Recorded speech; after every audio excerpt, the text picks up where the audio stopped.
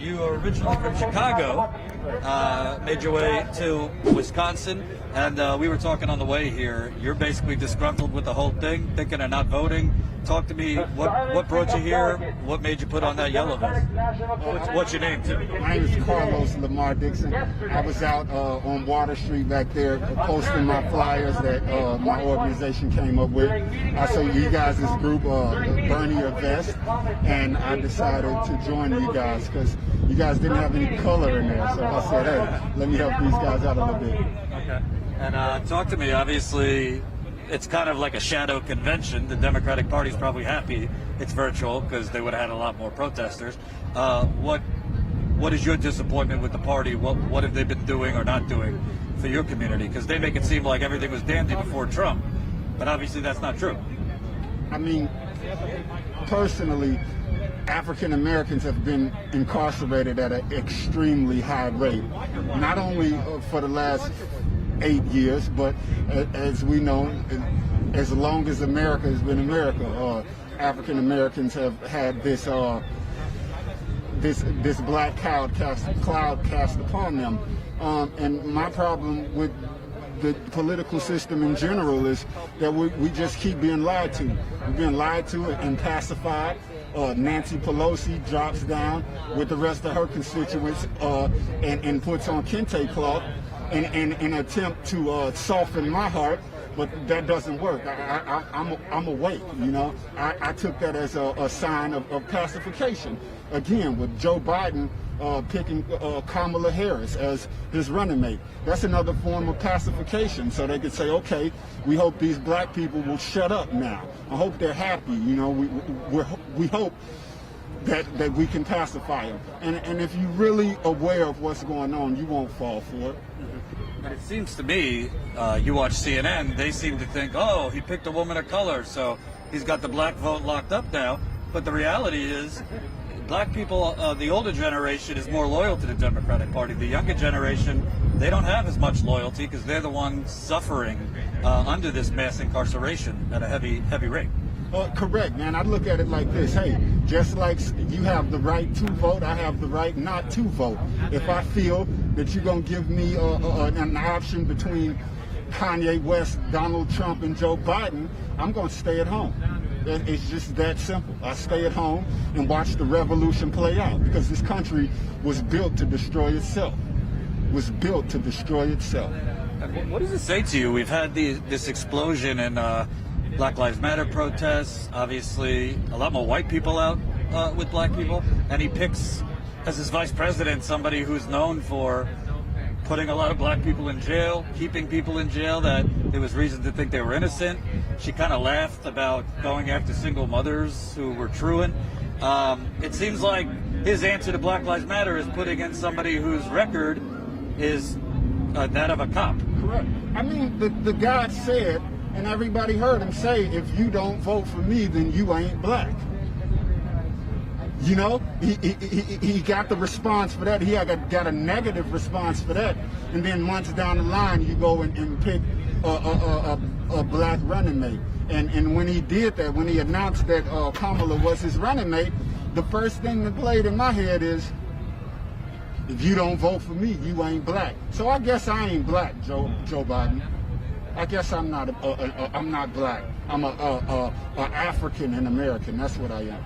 And President Obama speaking tonight at the virtual convention. Obviously, he made history, but I mean, he didn't exactly, when all those black men were getting strangled to death, shot by police, he did some press conferences, he cried, but there was no real reform.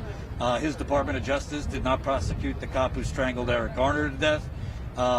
So these are kind of the people that are running the Democratic Party, yet they say, well, look at Trump, he's so outwardly racist. Does that argument convince you, this lesser of two evils? Let's get Biden in there and we'll try to move him left? Because that's the argument being made by a lot of people on the left. Absolutely not. I remember seeing an interview with Barack Obama calling Kanye West a jackass. Barack Obama's a jackass. All right, he's lied to the African American community. He's held secrets from the African American community. He's not going to tell us all the money that he's got from these, what do you call them, these PAC corporations funding him to get in the office. Hey, Barack Obama and the rest of the politicians, they can play this role with people who aren't aware of what's going on. There's a very small group of African Americans who understand the foolery that's being played, you know, and it's disrespectful to me. I don't like it, but at the end of the day, it's going to take more than me to get upset.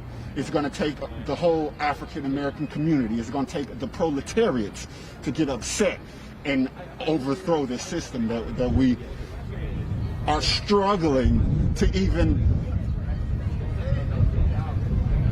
to play together. We can't even play together, you know? We struggle. In the white community, there's been this obvious gaping generational divide. I mean, Bernie did a lot better among people under 50. People like Biden do a lot better among people that are older. Seems to be that way in the black community too. I remember covering things in South Carolina. I mean, most older black voters couldn't say a nice thing about Biden, but they're just like, well, he's safe, or I was told this, or he's been around. Do you see that generational divide among black voters? Because it seems that, for lack of a better word, white, black, older people tend to be voting more consistently for these type of corporatists. Yeah, you know, but again, that older generation, they let George Bush cheat, what's this guy, Al Gore, out of an entire election, you know? That's what the older generation is here for. I just like to say this, man. Okay, the younger generation, they haven't been here long enough to know what's good for them. The older generation, they got too old and they don't know what's good for right now. The millennials run this, man. They need to just sit back and let the millennials make all the decisions, to be honest. And with the protests that have been going on, some cities have said we're going to defund the police. In New York City, it's really an accounting gimmick. They're just like moving some decimals, but they're not really cutting anything. And I don't really hear a lot of discussion, frankly, on why is there so much crime? Because people don't have any options. The schooling is terrible in a lot of these cities. It's gentrification run amok. They make like 10 blocks beautiful in every city, and then they leave the rest of the city to just go to hell, and they wonder why there's crime. I don't hear from Biden, certainly not Trump, taking that money and government jobs programs for black and brown communities. We don't need job retraining, we just need jobs. I mean, I've spoken with people who get retrained, but there's no jobs available for them. What would you like to see in terms of the economic redistribution? Honestly, as far as economic redistribution goes, I feel like, yeah, they should be defunding the police. It should be a reallocation. They should make our teachers and our educators feel like rock stars. Our educators should be millionaires. You know, they should be paid handsomely so they can feel great about going into the classroom Monday through Friday to raise the future of our nation. Our educators need to be paid more and respected a lot more. And you're from Chicago, which I think is one of the shining examples of police brutality, gentrification. Rahm Emanuel's like, he covered up the murder of a 16-year-old, 16 shots in a cover-up, and now he's like on TV as a political analyst all the time. He's on ABC News. He's quoted after debates on CNN. These are the people that are rewarded. Meanwhile, Chicago, they put a new mayor in there, from what I'm hearing from activists on the ground. She's a neoliberal too. And more people are leaving Chicago. More and more black people are leaving Chicago. Can you kind of talk about, that's where you're from originally, what are you seeing in places like Chicago and here as far as exiting of communities of color? As far as the exiting of people with color in communities, I feel like as long as these state governments keep supplying the people of color and the people in poverty with all this welfare and food stamps. You know, just give us something that can help us out. Don't give us more pacifiers. You know, give us things that's going to help us out.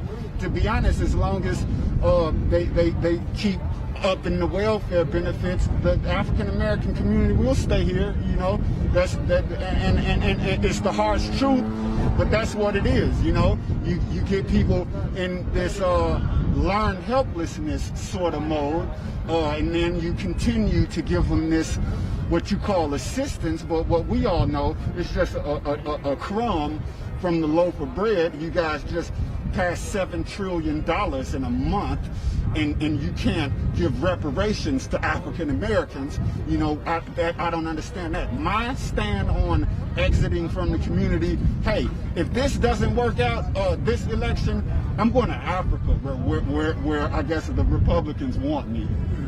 And lastly, Kamala Harris is speaking tonight. The media is gushing over her. You know, first black woman on a ticket. Could she do anything to make you think she's different or would govern differently than Obama? Because frankly, she might be president sooner than people think. I mean, Biden's older, he cognitively has lost a step or two. Is there anything she could do or say that would, you know, make you think differently? There's absolutely nothing Kamala Harris can say that'll have me on her side at all. You know, this country was built off the bodies and the backs of African Americans, and they continue to take that path even to this day. You know, the politicians, they use rhetoric and they use words like freedom and liberation to get us, the African American community and the poor people, to get us riled up. Like, hey, they said freedom and liberation, but really it's just rhetoric. It's just a tool that they want to use to rile us up, to get us to the polls, and they can buy our vote. There's absolutely nothing Kamala Harris can do or say to get me on her side. You give up some reparations, then I might be like, hey, yeah, I'd like that lady now. But as for now, absolutely nothing. What's your name? Carlos Lamar Dixon. Thanks, Carlos. I appreciate it. Thank you. Absolutely. Hope you enjoyed that last video. Hop on over to statuscoup.com where you can sign up for our email list and become a member for as low as $5 to $10 a month. Membership is how we grow. That's statuscoup.com/join. And remember, join our email list so we can grow the revolution with you.